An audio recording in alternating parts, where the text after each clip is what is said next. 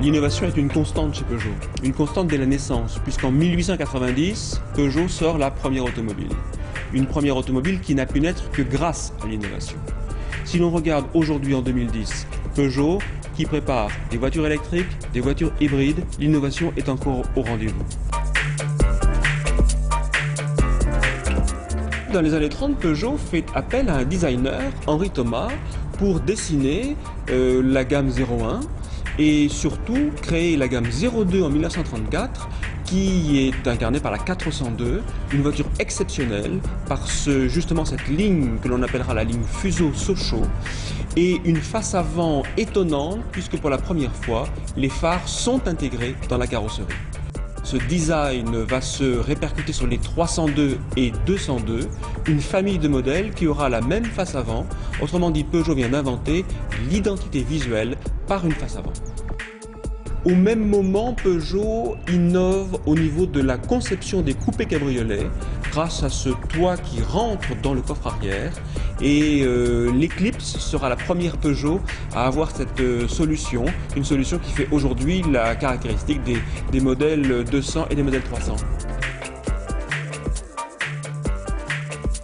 La 204 est une innovation commerciale très importante puisqu'elle brise le schéma classique des petites, moyennes et grandes voitures. C'est une petite moyenne voiture, c'est-à-dire entre les deux.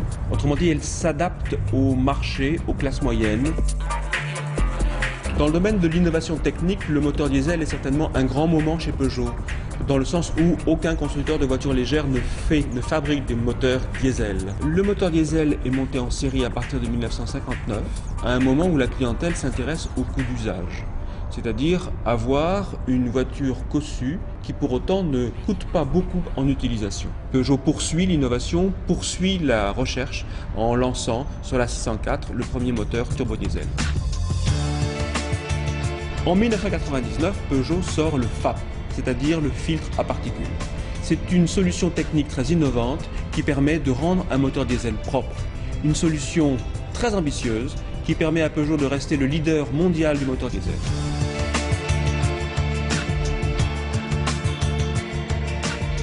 Cette voiture est une 404 coupé, dessinée par le maître couturier Pininfarina, un Italien qui a probablement dessiné les plus belles carrosseries, celles qui font rêver. Et Peugeot est associé à Pininfarina depuis la 403, donc depuis 1955. Et bon nombre de Peugeot, jusqu'à la 205, non comprise, ont été les œuvres de Pininfarina.